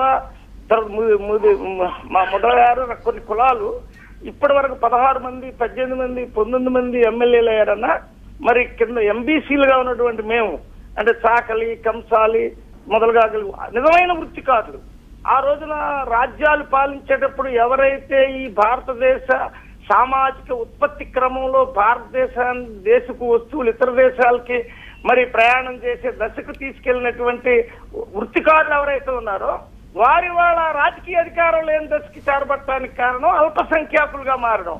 అది కొప్రభావం. అవును, కొప్ర ఆ రోజు కూడా నాతో మాట్లాడింది కూడా అదే. ఆ బుక్ లో ఏం చేసేది నాకు తెలియదు, అదే చేశాడు. అయితే కొప్ర చాలా మనకున్న వాళ్ళల్లో ఆ ఏజ్ లో ఉన్న కుర్ర వాళ్ళల్లో షార్ప్నెస్ ఉన్నవాడు. నేను బాగా ప్రేమించే వాళ్ళలో ఒకడు మన నెల్లూరే అనుకుంటా, మన ఆ ప్రాంతం నుంచి మనవాడు వచ్చాడు. అయితే ఇక్కడ చిన్న పాయింట్ ఒకటి ఉంటుంది. అంబేద్కర్ దగ్గరికి వచ్చేటప్పటికి ఆయన థీరీస్ మనం అర్థం చేసుకునేటప్పుడు ఆయన్ని మనం ఆయుధంగా వాడుకున్నప్పుడు ఆయన ఒక పవర్ఫుల్ ఆయుధంగా ఎక్కడ మారుతాడంటే మన గీతలు చెరిపేసి మన సంఖ్యను పెంచుతాడు. ఆ సంఖ్యను పెంచినప్పుడు మాత్రమే మనం ఎంపీసీస్ ఎమ్మెల్యేలకు కాగలం. నేను తమ్ముడికి కూడా అదే చెప్పాను. మనం డీల్ చేసేటప్పుడు ఎంబీసీ తక్కువ సంఖ్యగా ఉన్నప్పటికి కూడా పవర్ఫుల్ రేసెస్ అవి. వాటిని డిమోరలైజ్ చేసింది ఎక్కడంటే బీసీలు అనే ఒక పెద్ద సమూహం నుంచి ఆర్థికంగా సంపద ఉన్నటువంటి వాళ్ళు ఎమ్మెల్యే టికెట్లకు నిలబడగలిగినటువంటి వాళ్ళు అనే సమూహాలు ఏర్పడి చివరికి కొన్ని కులాల వాళ్ళు ఇంతవరకు మరి అసెంబ్లీకి కూడా వెళ్ళని పరిస్థితి ఎందుకు ఏర్పడింది? ఆ అసెంబ్లీకి కూడా వెళ్ళని పరిస్థితిని దాటాలంటే మాకు టికెట్లు ఎలా ఇస్తారు మీరు అనే ప్రశ్న నుంచి ఇదంతా వచ్చింది అనుకుంటున్నాను నేను. అది కులంగా సాధ్యపడదన్నా, అది ఒక కుమ్మరి, ఒక శాఖలో, ఒక మంగళ, ఒక దూదేకర, ఒక మొండికొండ ఇట్లాంటి కులాలకు పోయి మాకు ఎందుకు ఇవ్వరు అని అడిగితే ఎవరన్నా గుర్తిస్తారు? అది జరిగే పని కాదు. వీళ్ళందరూ కూడా అంబేద్కర్ ఉపయోగించుకోవాల్సింది ఎక్కడంటే అన్నా అంబేద్కర్ మనం అంబేద్కర్ అస్పృశ్యులు ఎవరు శూద్రులు ఎవరు 2 డాక్టరీన్స్ రాశాడు. ప్రపంచంలో వాటిని మించినటువంటి సామాజిక తాత్విక గ్రంథాలు లేవు. కొలంబియా యూనివర్సిటీలో, హార్వర్డ్ యూనివర్సిటీలో PhDలు జరుగుతున్నాయి. ఆయన డీల్ చేసింది ఈ దేశంలో అస్పృశ్యత అనేటటువంటి గీతను నేను చెరిపేస్తే బహుసమాజం ఏర్పడుతుంది, బహుజన సమాజం ఏర్పడుతుంది. ఆ బహుజన సమాజంలో కులరహితమైన సీటు నీకు అంటే ఈ ఎంపీసీలో ఉన్నటువంటి వాడి యొక్క సామర్థ్యాన్ని బట్టి ప్రతిభను బట్టి నీకు సీటు రాగలిగినటువంటి స్థాయికి ఇవాళ మనం వెళ్తామంటే బహుజన సమాజ్ పార్టీ అలా ఇచ్చింది, ఎంపీసీస్ కి ఇచ్చింది. ఎందుకు ఇచ్చింది? ఈ రాజకీయంగా ఈ గీతను చెరిపేసి బహుజన సమాజాన్ని రూపొందించింది యూపీలో.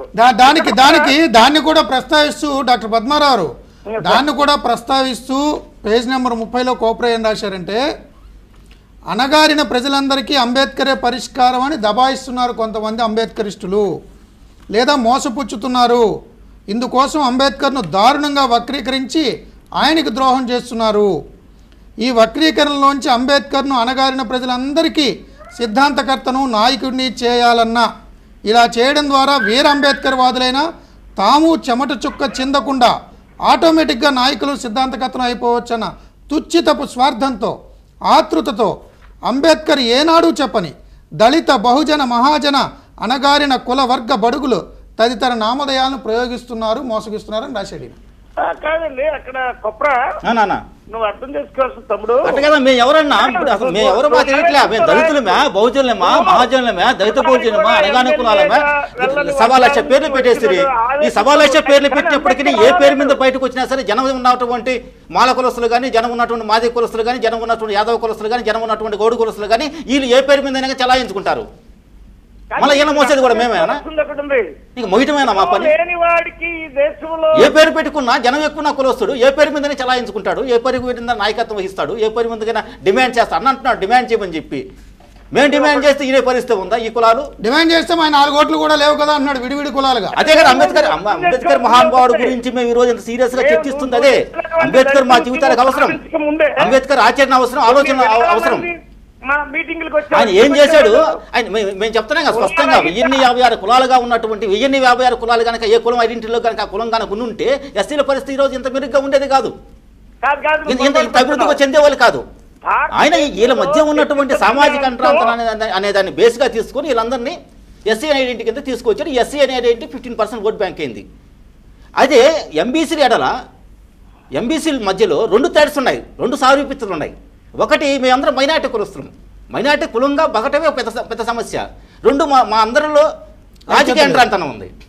ఈ రెండింటి పాయింట్ని కనుక మనం తీసుకొని కనుక మా జనాలకి మేము చెప్పగలిగితే, ఒక పాయింట్తో ఎస్సీలు ఒక ఐడెంటిటీ కిందకి రాగలిగినప్పుడు 2 సామీప్యతలు ఉన్నాయి కదండి. మాకు సమస్యల సారూప్యత నుంచి ఐక్యత వస్తుంది. అదే అంబేద్కర్ మహానుభావుడు చెప్పింది. సరే ఇప్పుడు చెప్తున్నాం కాబట్టి మేమేం చెప్తున్నామంటే జరిగినటువంటి చరిత్రని పునరావలోకనం చేసుకుని పద్మారావు ఏంటంటే బడుగులు అణగారిన వర్గాలు అందరూ ఐక్యత అనేది అబద్ధం అంటున్నారు. అదే కదా తప్పదు ఇక్కడ. ఐక్యత అవసరం, దాన్ని నేను కాదట్లేదు. వినాలండి, అస్పృశ్యతను ఆయన చెరిపేయాలన్నాడు. ఎందుకు? సమూహం ఉంది, సామాజిక సమూహాన్ని నమ్మేవాడు అంబేద్కర్ అండి. ఆయన సామాజిక శాస్త్రవేత్త. కానీ ఎంబీసీని స్పృశ్యులుగా చేర్చారు అంటున్నారు. కాదు, ఎంబీసీని స్పృశ్యులుగా చేర్చారు, మమ్మల్ని ఊర్లో పెట్టారు, వాడలో పెట్టారు అని.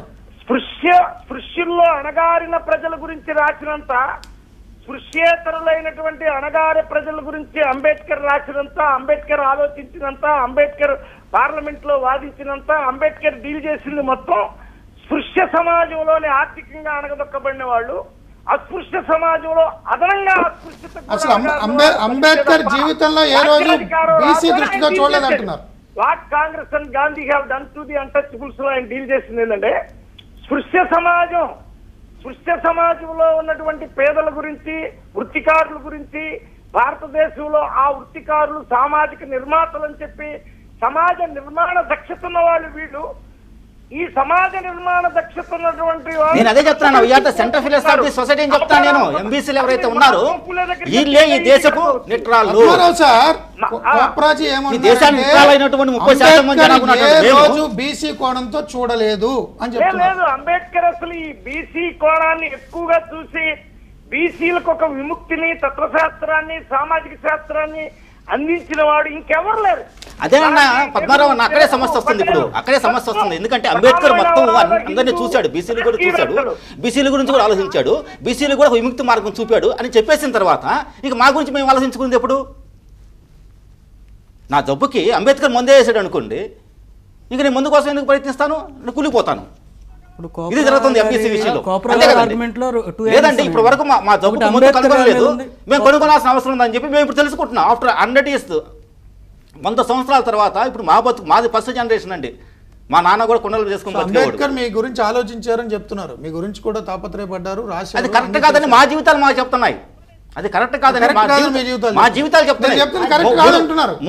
ఈ రాష్ట్రంలో ఉండేటువంటి 3 కోట్ల ఎంబీసీలు, ఈ దేశంలో ఉన్న 30 కోట్ల మంది ఎంబీసీల జీవితాలు మన గురించి ఇప్పటి వరకు కూడా ఎవరు కూడా సరే మీరు చెప్పింది కరెక్ట్ కాదని మా జీవితాలే మాకు చెప్తున్నాయి అంతే కదా మరి. లేకపోతే పద్మారావు అన్న మా గురించి ఆలోచించి పరిష్కారం కనుగొని ఉంటే ఒక కులస్తులు ఈ రాష్ట్రంలో ఉండేటువంటి పదులు ఎమ్మెల్యేలు అవుతారా, ఎంపీలు అవుతారా తీసి పక్కన పెడతాం సార్. 10 కులాలు కనీసం క్లాస్ 4 ఎంప్లాయీ కూడా లేదండి. అంబేద్కర్ ని చదివి అంబేద్కర్ స్ఫూర్తితో మేము ఫైట్ చేయాలంటున్నాడు ఆయన. ఇప్పుడు అంబేద్కర్ ఈ దేశంలో ఎవరిని చదివితే విముక్తి వస్తుంది? గాంధీని చదివితేనా, నెహ్రూని చదివితేనా, తిలక్ని చదివితేనా, పటేల్ అంబేద్కర్ ని చదివితేనే అంటున్నాడు ఆయన. నేను చెప్తున్నాను, అంబేద్కర్ ని చదువుతూనే అంబేద్కర్ ని చదివి మేము సెపరేట్ గా ఫైట్ చేయాలంటున్నాడు. అస్పృశ్యులతో బహుజన సమాజంతో మమేకమైన నాయకత్వంలోకి రావాలంటే ఇప్పుడు దేవరపల్లి మస్తాన్ రావు గారు ఆంధ్రప్రదేశ్ దళిత మహాసభకు అధ్యక్షత వహించారు. ఒక రజకుడు ఎలా వహించాడు? అంబేద్కర్ ని చదవడం వల్ల వహించాడు. కొప్రా కూడా అంబేద్కర్ ని సరిగా చదివితే ఈ దేశానికే నాయకత్వం. పద్మారావు సార్ ఆయన ఏమన్నారంటే అంబేద్కర్ స్ఫూర్తితోటే అంబేద్కర్ ని చదివే అంబేద్కర్ ఏ విధంగా అయితే దళితులకి, ఎస్సీలకి న్యాయం చేశారో అదే విధంగా మనం కూడా మోస్ట్ బ్యాక్వర్డ్ క్లాసెస్ కోసం ఫైట్ చేయాలి అంబేద్కర్ స్ఫూర్తిగా అంటున్నాడు ఆయన. నేను చెప్పేది సెపరేట్ గా చేయాలి కానీ బడుగులు, బలహీన వర్గాలు, దళితులు అన్నింటినీ ఒక సమూహంగా చేర్చొద్దు అంటున్నాడు. ఆ తర్వాత నేను చెప్పేది అది కదండి కృష్ణ, నేను చెప్పేది ఏంటంటే ఇప్పుడు ఎస్సీలు ఉన్నారండి, ఎస్సీ ఐడెంటిటీతో ఆర్గనైజ్ అయిన తర్వాత అనగానే కుల ఐడెంటిటీతో సిస్టమ్ ఇది. అసలు మేము ఆర్గనైజ్ కాకుండా, మేము గుర్తింపే లేకుండా మేము ఎంబీసీలు ఆర్గనైజ్. వారేమన్నారంటే మీరు హిందూయిజం నుంచి బయటపడినప్పుడే నువ్వు సామాజిక పరివర్తన చెందుతూ ఉంటారు. అంబేద్కర్ని చదవాలి, హిందూయిజం నుంచి బయటకు వచ్చి ఆలోచించాలని. ఇప్పుడు అంటే మేము ఏం చేస్తే బయటపడతామనేది అక్కడే వస్తుంది సమస్య అంతా. నేను ఏం చేస్తే బయటపడతాను, నేను ఏం చేస్తే నాకు బాగనేది నా జీవితాలకు అతీతంగా ఉండే వ్యక్తి కదా చెప్పాల్సింది. ఇప్పుడు ఈ భారతదేశంలో పెద్ద సమస్య ఏంటంటే నీకు జీవనం అనే సమస్య నాకు సమస్య కాదండి, నాకు జీవనం అనే సమస్య నీకు సమస్య కాదండి. ఇది హిందూ వ్యవస్థ ఉన్నటువంటి దుర్మార్గం. ఇది మీరు కూడా అందులో రాశారు, అన్ని వేదాల్లో ఉన్నాయి అని హిందూ అని చెప్పినట్టే అంబేద్కర్ చెప్పేస్తున్నారు. అదే కదా, అరే మా బతుకులు మేము చెప్పుకోండి. కోపరా మీ విమర్శలో 2 పార్సల్ అనండి. ఒకటి అంబేద్కర్ గారి సిద్ధాంతం మీద ఒక విమర్శ చేశారు మీరు, స్పృశ్యులు అస్పృశ్యులు అంటాం వలన ఎంబీసీలు మేము నష్టపోయామని చెప్పేసి. తర్వాత రెండోది అంబేద్కర్ వాదులు ఏదైతే ఉన్నారో వాళ్ళు అన్నీ కూడా అంబేద్కరిజంలోనే పరిష్కారం నేను చెప్పడం అనేది గతంలో జరిగింది, మార్క్సిజంలో జరిగింది, ఇప్పుడు అంబేద్కరిజంలో కూడా జరుగుతుంది. అన్నిటికీ పరిష్కారాలు ఎవరూ చూపలేరు, చూపేవాడే దేవుడు అవుతాడు. ఈ విషయాన్ని ముందు వాళ్ళు మనుషులు. అయితే ఒకటేంటంటే ఈ బుక్ కూడా, ఈ బుక్ నేను రాసిందంతా మొత్తము సమాజాన్ని మార్చేస్తుందని చెప్పి నేను చెప్పలేను. ఈ బుక్ నాది. మీరు కంప్లీట్ కోపరా గారు నన్ను చెప్పను కంప్లీట్. తర్వాత ఫస్ట్ పార్ట్లో మీరేమన్నారంటే అంబేద్కర్ గారి యొక్క సిద్ధాంతం మీద ఒక విమర్శ చేశారు. అయితే ఈ స్పృశ్య అస్పృశ్య సమాజాన్ని క్రియేట్ చేసింది అంబేద్కర్ గారు కాదు, ఫస్ట్ పాయింట్. అది ఒక మనువాద హిందూ మతం ఏదో క్రియేట్ చేసింది, దాని మీద మీరు విమర్శ చేయలేదు, ఫస్ట్ పాయింట్. రెండవది గాంధీ, కాంగ్రెస్, అంబేద్కర్, బ్రిటిష్ వాళ్ళు ఈ ముగ్గురు యొక్క ఈ పాలిటిక్స్లో భాగంగానే కొన్ని హక్కులు అనేది ఎస్సీలకి వచ్చింది. మీరే చెప్పారు హిందూ మనవాదం గురించి ఆయన విమర్శ చేశాడు. మనకు అలవాటు చేసి వచ్చే జన్మ పూర్వ జన్మ చేశారు. కానీ మెయిన్ అక్యూజ్ అంబేద్కర్ గారిని ఆయన వాదనలోని ఎక్కడ బలహీనత వచ్చిందంటే అంబేద్కర్ గారిని మొత్తం చెబుతూనే మెయిన్ అక్యూజ్ అంబేద్కర్ గారిని పెట్టారు. అక్కడ ఆ పుస్తకం యొక్క అంబేద్కర్ వల్లే మాకు న్యాయం జరుగుతుంది, కులాల వారీగా ఆయన చేశారు కాబట్టి ఈ పుస్తకం రాసిన ఒక ఏదైతే ముఖ్య ఉద్దేశం, మంచి ఉద్దేశం ఉందో అక్కడ దెబ్బతింది. ఏం దెబ్బతినలేదు, నేను అనుకోవట్లేదు. దెబ్బతిందని చెప్పి నేను అనుకోవట్లేదు. ఈ రాష్ట్రంలో ఉండేటువంటి 3 కోట్ల మంది ఎంబీసీలు కూడా అనుకోవాలి. వారు పుస్తకాలు తగలబెట్టారు, దాన్ని నిషేధించాలంటున్నారు. ఆయనకు సంబంధించిన సమస్య. ఈ పుస్తకం దాని మీద మొత్తం అంబేద్కర్ దాని మీద వ్యతిరేకంగా రాయడం వల్ల ఏం చేశామంటే ఈ పుస్తకాన్ని ఇక్కడే కాదు మొత్తం రాష్ట్ర వ్యాప్తంగా ఈ పుస్తకం ఎక్కడైతే ప్రింట్ అయినాయో ప్రతి జిల్లాలో కూడా మా కార్యకర్తలకు మా వాళ్ళందరికీ కూడా ఈ అంబేద్కర్ వ్యతిరేక రాసి పుస్తకం తగలబెట్టమని చెప్తా ఉన్నాం. ఇప్పుడు కూడా మా జిల్లాలో కూడా తగలబెట్టడానికి కూడా ఆల్రెడీ మా కార్యకర్తలు సిద్ధంగా అంబేద్కర్ కూడా ఒకటి చెప్పాడు, అంబేద్కర్ జ్ఞానాన్ని జ్ఞానంతో ఎదుర్కోమన్నారు. ఒక మాట ఏంటంటే, ఒక మాట సార్, ఇది బుర్రతో రాసింది కాదు, బతుకుతో రాసింది. ఇది నాకు 46 సంవత్సరాల నుంచి నేను ఎదుర్కొన్నటువంటి కన్నీళ్ళు, కష్టాలు. సామాజికంగా ఉద్యమాల్లో కూడా ఉన్నారు. అందరూ వారు కూడా నేను చెప్పేది ఏంటంటే ఈ పుస్తకం తగలబెడితేనే కాదు, ఈ పుస్తకం తగలబెడితేనే కాదు, నన్ను తగలబెట్టినా నేను చెప్తాల్సింది ఒకటే.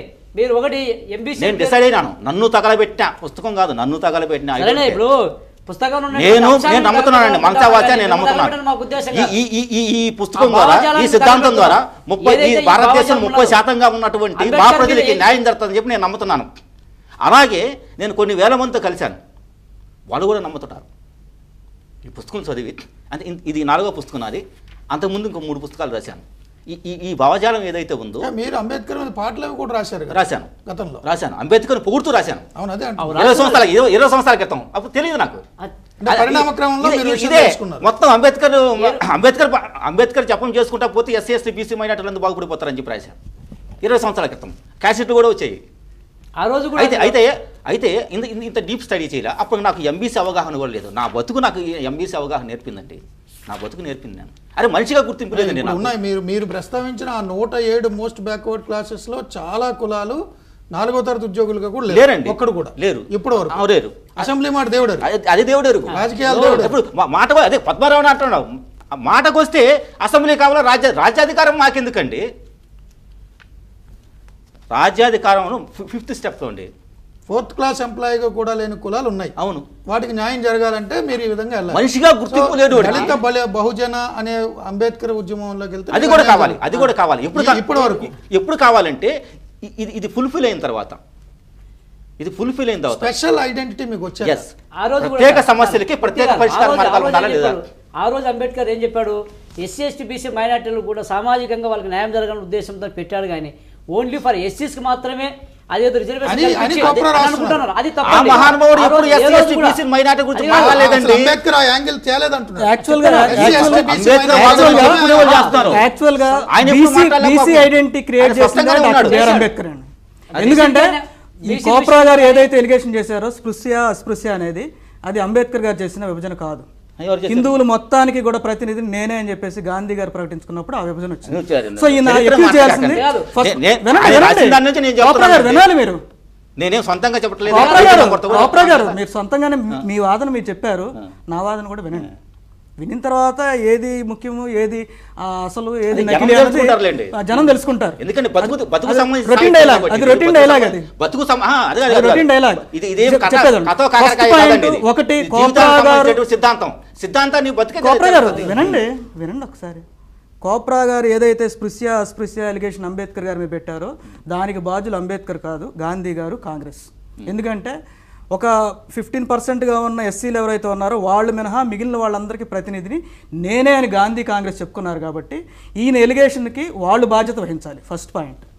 రెండో పాయింట్, రాజ్యాంగంలో ఆర్టికల్ 341లో బ్యాక్వర్డ్ క్లాసెస్ ప్రస్తావన ఉంది. అప్పటి వరకు బ్యాక్వర్డ్ క్లాసెస్ ప్రస్తావన చాలా వేగ్గా ఉండేది. అంటే ఎస్సీలు కానీ ఎస్టీలు కానీ బీసీలు కానీ ముస్లిమ్స్ కానీ అందరినీ బ్యాక్వర్డ్ క్లాసెస్ అనేవాళ్ళు.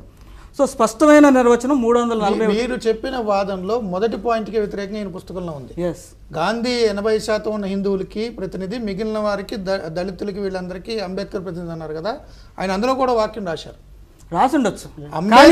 అంబేద్కరు ఆయన ప్రజలైన ఎస్సీలు కూడా హిందువులే, మేము బుద్ధిస్ట్కి వెళ్తామని చెప్పిన అంబేద్కర్ కూడా ఆ రోజు కానీ హిందువే కదా. బ్రిటిషర్స్ వెళ్ళిపోయిన 10 ఏళ్ల వరకు కూడా ఆ రోజు కానీ బుద్ధిజంలోకి హిందువే కదా. వెళ్ళలేదు అని కూడా ఆయన రాశారు.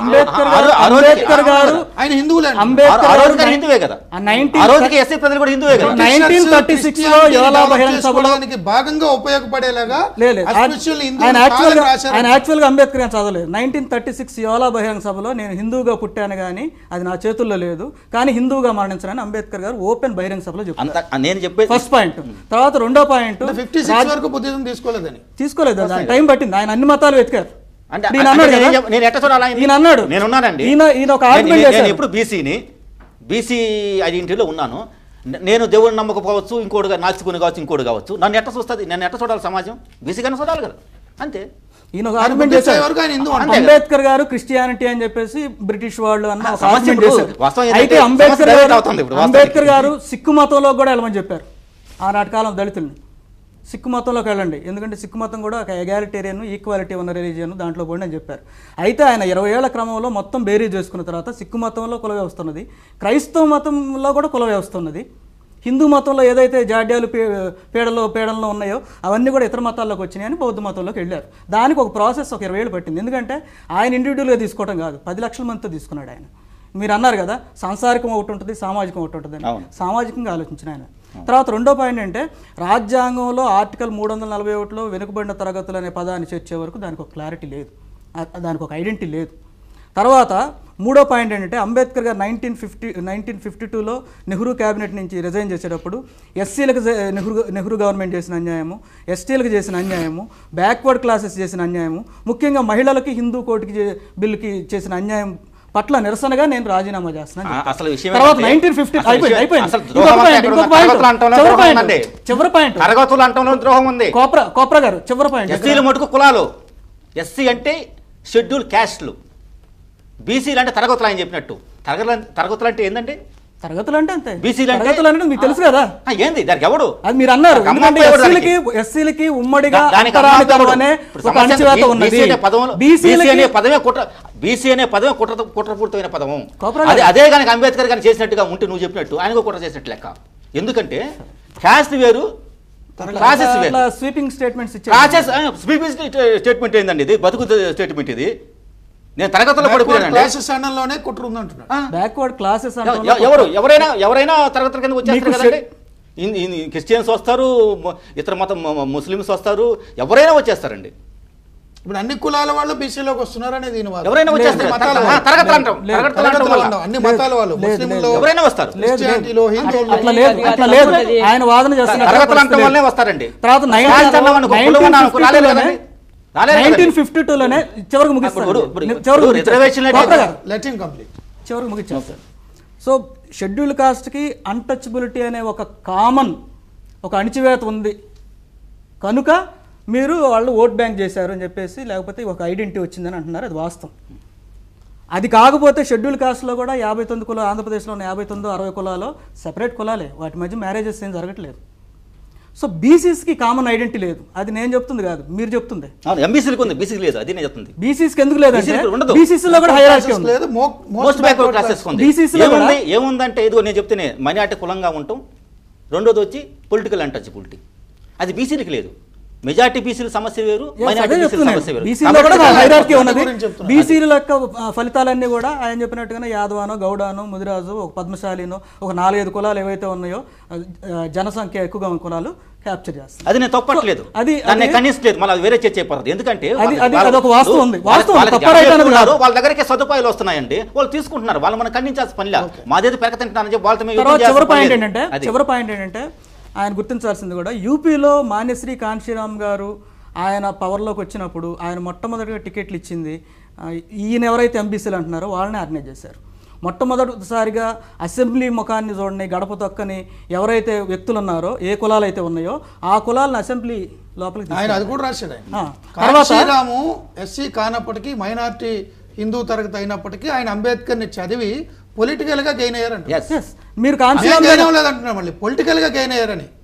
చివరిసారిగా మాయావతి చదివింది వారిద్దరు. ఎందుకంటే నేను ప్రాక్టికల్ చూశాను. ఆంధ్రప్రదేశ్ లో ఇంకో విషయం ఏంటంటే అసలు జగ్గైపేట సీట్ ఇవ్వాలంటే ఒక రజకుడు ఉన్నాడా అని చెప్పేసి అడిగాడు ఆయన. రజకులకు ఇచ్చారు జగ్గైపేట సీట్. ఎంబీసీలని జాగ్రత్తగా చూశారు. అయితే ఆ బీఎస్పీని మనం ఓన్ చేసుకోవాలి. అంబేద్కర్ గారికి బీసీలకి వైరుధ్యం పెట్టాలని, అంబేద్కర్ గారు యాంటీ బీసీ అని చెప్పేసి కొన్ని వాదనలు నడుస్తున్నాయండి. ఈ వాదనలో హైయెస్ట్ వాదన ఏంటంటే బీసీలకి అంబేద్కర్ గారు ఏమీ చేయలేదని. సైడ్ చేరారు అన్న ఇది కూడా వస్తుంది. సరే ఏమీ చేయలేదు అన్నది నేను, ఎందుకంటే మిత్రుడు కొంచెం ఆవేశంలో ఉన్నాడు కాబట్టి ఆ మాట అనొచ్చు. అయితే ఏమీ చేయలేదు అన్నది ఒక వ్యక్తికి కానీ, ఒక వ్యక్తికి ఆయన మన కులాల కంటే కూడా చాలా అణగారిన కులాలు, అంటరాని వాళ్ళ కులాల కోసం పోరాడే క్రమంలో చాలా పెద్ద పెద్ద వాళ్ళని ఎదుర్కోవాల్సి వచ్చింది వాళ్ళ హక్కుల కోసం. ఆయనకున్న టైం ఎంతవరకు సరిపోతుందనేది మనం చూసుకోవాలి. చివరి పాయింట్ ఏంటంటే 1952లో నెహ్రూ గవర్నమెంట్ నుంచి రిజైన్ చేసినప్పుడు ఆయన ఒకే ఒక మాట అంటాడు, యూపీలో 1.5 కోటి మందిగా ఉన్న బీసీలు, యూపీలో 1 కోటి మందిగా ఉన్న ఎస్సీలు, వీళ్ళిద్దరు కనుక కలవగలిగితే రాజకీయ అధికారంలోకి వస్తారు 1952లో ఆగ్రా సభలో చెప్తారు. సో అంబేద్కర్ గారిని మించిన ప్రో బీసీ ఇంకోళ్ళు లేరు. ఎందుకంటే శూద్రులు ఎవరు అనే రచన చేయటం ద్వారా, దాన్ని మహాత్మా జ్యోతిబా ఫూలేకి అంకితం అవటం ద్వారా ఈ దేశంలో బీసీల యొక్క పుట్టుక పూర్వోత్తరాలు ఏంటి, వాళ్ళు ఎక్కడ వెనకబడ్డారు, ఎవరు తొక్కేశారు, వాళ్ళని ఎవరు అణగొట్టారు అన్నది ఆయన వెలికితీసినంతగా ఇంకెవరు తీయలేదు. సో వారిని రిజర్వేషన్ కల్పించకుండా స్పృశ్యుల జాబితాలో రిజర్వేషన్స్ అనేది మన జీవితంలో ఊర్లో ఎందుకు పెట్టారని రిజర్వేషన్ అనేది మన జీవితంలో భారతదేశంలో దురదృష్టం ఏంటంటే రిజర్వేషన్లు 65 సంవత్సరాలు గడిచిపోయినా కానీ స్టిల్ ఈ రోజు కూడా భారతదేశంలో ఆ రిజర్వేషన్ అనే సాలుగూట్లో ఎస్సీలు, ఎస్టీలు, 4వ తరగతి ఉద్యోగం మా కులం లేదనేది ఆయన బాధ. ఆయన ఆవేదనతో నేను ఏకీపిస్తున్నాను. అయితే ఆ కుమ్మరి ఆ చాకలి ఆ మంగళకి రాకపోవడానికి కారణం ఏంటంటే అంబేద్కర్ గారు కాదు, గాంధీ గారు, కాంగ్రెస్. ఇప్పుడు కూడా ఎంబీసీ కోపరా గారు చెప్పినట్టు ఇప్పుడు కూడా ఎంబీసీలో చాలా మంది 4వ తరగతి ఉద్యోగస్తులు ఉన్నారు. లేరని చెప్పండి. ఇప్పుడు రజకులు కావచ్చు, మిగతా కింద స్థాయి ఉద్యోగులు కావచ్చు, రాజకీయంగా రావడానికి కారణం ఏంటంటే అది ఒకవేళ వాళ్ళు చైతన్యం వాళ్ళు ఉన్నటువంటి పరిస్థితులు బట్టి వాళ్ళు ఉద్యోగస్తులు ఎంత ఉన్నారు అనేది లిస్ట్ ఉంది ఇక్కడ. నేనేసిన లిస్ట్ కాదు ఇది, గవర్నమెంట్ లిస్ట్ ఇది, గవర్నమెంట్ లిస్ట్ ఇది. ఎంబీసీ విషయంలో మాత్రం ఇప్పుడు కూడా ఓకే ఫైనల్ గా చెప్పండి మీ కంక్లూడ్ రిమార్క్స్. ఈ పుస్తకం మీద మీదేంటి, కోప్రాతో చర్చించిన తర్వాత ఏమైనా మీకు అంత సమాధానం వచ్చిందా? చెప్పామండి. ఇప్పుడు కోప్రా గారు చెప్పిన దాన్ని బట్టి మాకు పూర్తిగా అయితే ఇప్పుడు కూడా మాకు క్లారిటీ రాలేదు, వ్యతిరేకిస్తున్నాము. ఈ పుస్తకంలో కూడా ఇప్పటికి కూడా ఎంబీసీలు కూడా ఎప్పుడు కూడా మేము దాన్ని వ్యతిరేకించలేదు, అంబేద్కర్ గారు వ్యతిరేకించలేదు. సామాజిక దామాష ప్రకారంగా కూడా వీళ్ళందరికీ కూడా హక్కుల కోసం ఆయన ఉద్యమించాడు, త్యాగాలు చేశాడు. మీరేమంటారు? పద్మారావుతో వీళ్ళతో మాట్లాడి రాటిఫై చేస్తున్నారు. నేనే రాటిఫై నేను చెప్పేది ఒకటి నిలబడి ఉంటారు. ఇది ఖచ్చితంగా మాకు సంబంధించిన సమస్య, మా ఎంబీసీలకు సంబంధించిన సమస్య. నేను ఒకటే విజ్ఞప్తి చేస్తున్నాను ఎంబీసీలకు, ఎందుకంటే వాయిస్ ఆఫ్ ద వాయిస్లెస్ అయిపోయినాము. మాకు వాయిస్ కూడా లేని పరిస్థితి అయింది. ఈ అవకాశం ఫస్ట్ టైం నేను టీవీ స్టూడియోకి వచ్చి మాట్లాడటం ఫస్ట్ టైం నేను నా జీవితంలో. నా పరిస్థితి ఎట్లా ఉంటే మా వాళ్ళ పరిస్థితి ఇంకెట్లుంటుంది అర్థం చేసుకున్నాను. నేను విజ్ఞప్తి చేసేది ఏంటంటే మనకు ఎంబీసీ అనే ఐడెంటిటీలోనే బతుకుంది, మన బిడ్డలకు భవిష్యత్తు ఉంది. కాబట్టి నేను ఇంతకుముందు చెప్పినట్టు సగభాగం సంసార కులాన్ని పెట్టుకొని బయటకు వచ్చిన తర్వాత ఇప్పటి నుంచి నువ్వు ఎవరయ్యా అంటే నేను ఎంబీసీ అని చెప్పుకోవడం మొదలు పెట్టాను. ఓకే రైట్ అండి, అప్పుడే మనకు సమస్య పరిష్కారం ఉంటుంది. మరిన్ని తాజా అప్డేట్స్తో మళ్ళీ కలుసుకుందాం.